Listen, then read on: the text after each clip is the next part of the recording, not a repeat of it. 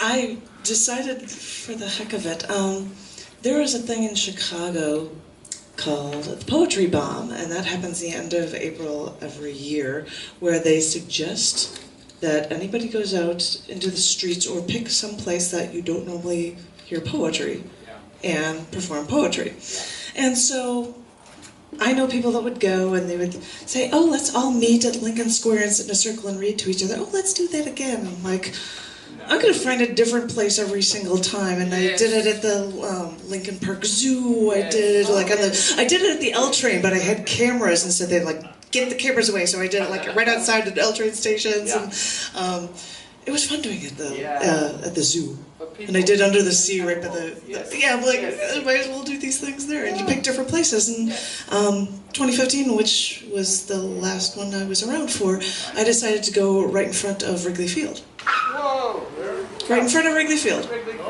There was no game that day. But Your game.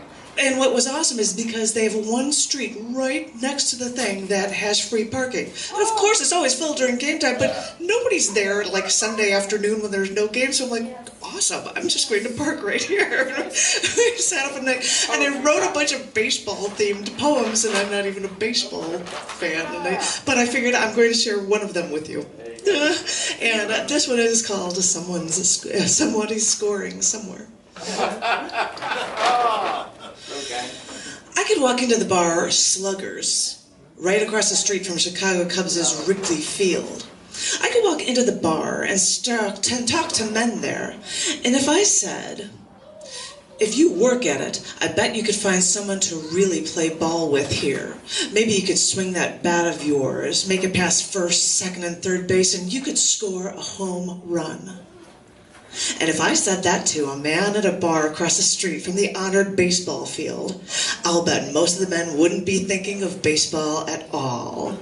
Because that's the way men's mind, that's the way a man's mind works. Everything can be reduced to sexual conquests. Get women too drunk to protest, because if you get her drunk enough, maybe you can even score. If you think I'm kidding, know that a study was done of college-age men recently. They all seem to agree that rape was wrong, but at the same time, upwards of 2/3 of the men plan to get a woman drunk enough that they could sexually force themselves upon her. What a way to score, boys. Because to you it doesn't matter how the women feel. It only matters who scores the most. Because in your mindset, that's who wins the game. Yeah, I get not quite the baseball thing. Thank you.